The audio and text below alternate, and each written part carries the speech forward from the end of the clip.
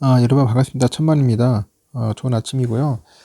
여러분들한테 또 좋은 소식을 알려드려야 하는데, 이번 시간에는 한번 반도체 관련된 이야기를 한번 들려드릴게요. 반도체.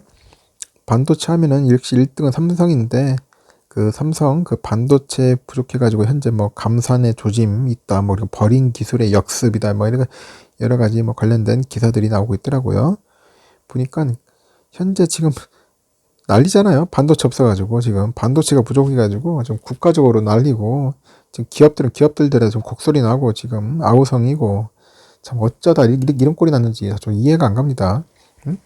그렇게 수많이 반도체를 만들었는데도 반도체가 부족하다는 게 이게 말이 됩니까 지금 솔직히?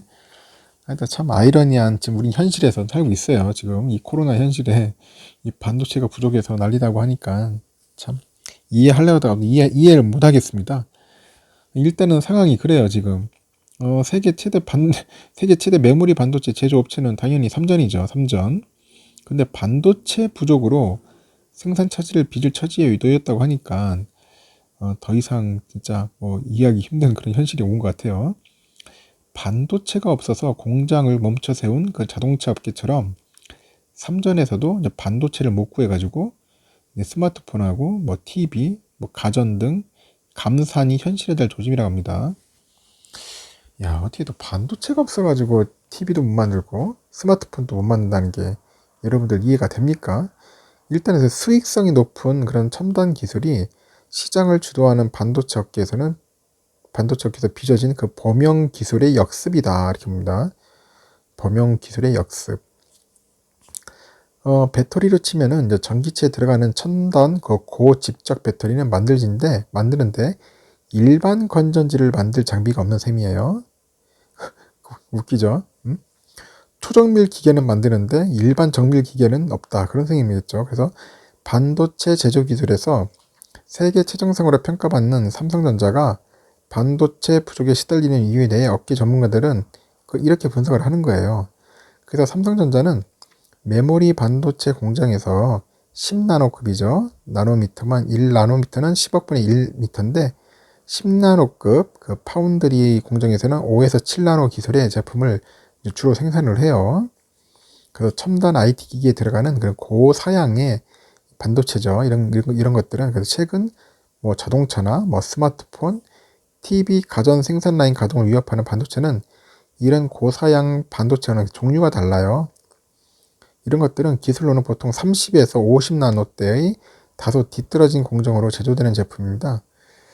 그러니까 결국 쉽게 말해서 고급 반도체는 충분히 만드는데 지금 저급 반도체를 못 만들어 가지고 지금 이게 물량이 딸려 가지고 난리라는 겁니다. 그리고 전자기기의 기능을 제어하는 MCU라고 하죠. MCU, 마이크로 컨트롤 유닛. 이게 때문에 지금 난리 아닙니까?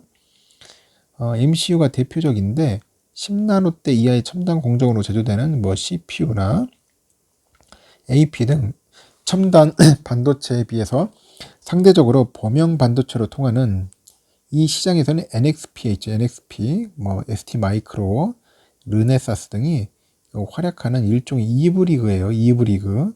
1부 리그가 아니고 축구로 하면 2부 리그입니다. 삼전도 저가용 그 범용 반도체 일종인 그 디스플레이 구동칩이죠. DDI나 IT 제품에 들어가는 MCU 등은 외부에서 조달을 해요. 이런 반도체는 이제 수익성이 떨어지잖아요. 그렇기 때문에 기술 측면에서는 우위를 점한 삼전이 굳이 뭐 뛰어들 이유가 없는 겁니다.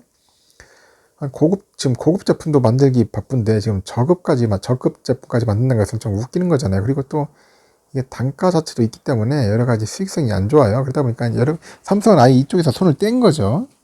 뗀 겁니다. 그래서 최근 그 반도체 부족 사태를 두고 이제 제2의 와이어링 하니스 사태랍니다. 와이어링 하니스 사태.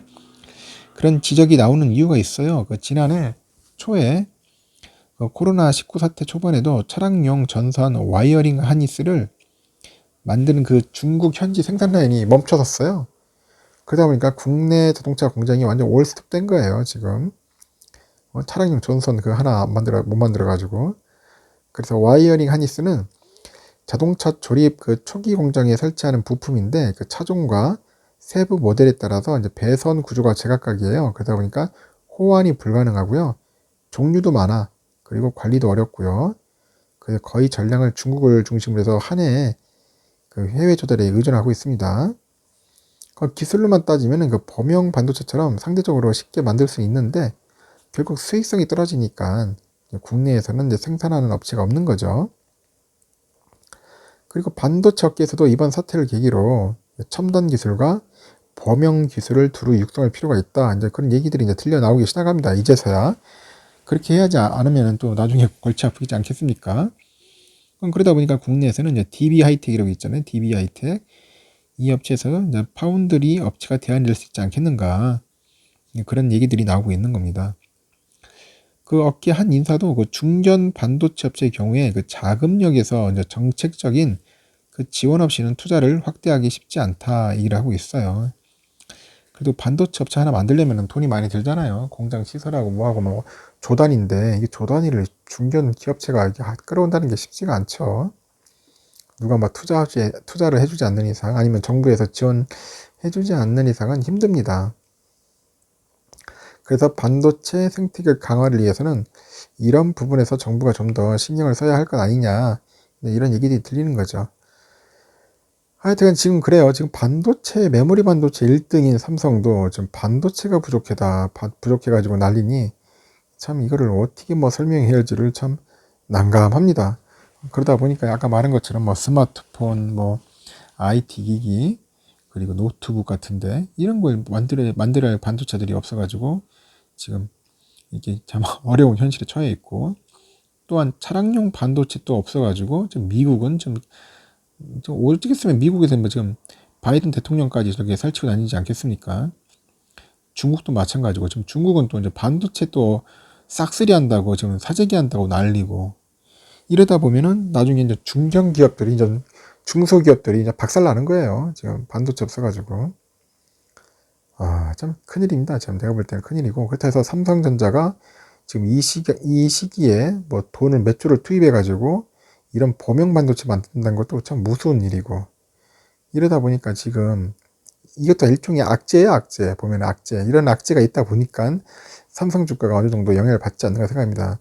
이런 악재가 단기적으로는 악재로 되는데 향후 볼 때는 또 어떻게 보면은 뭐 좋은 또 호재로 되지 않겠냐 하는 생각도 하는데, 제가 볼 때는 지금 이런 부품 공급이 제대로 안 되니까 이 악재 때문에 삼전에도 좀 어느 정도 영향을 가지 않는가 하는 생각이 들어요. 그러다 보니까 주가에도 지금 횡보를 할 수밖에 없다.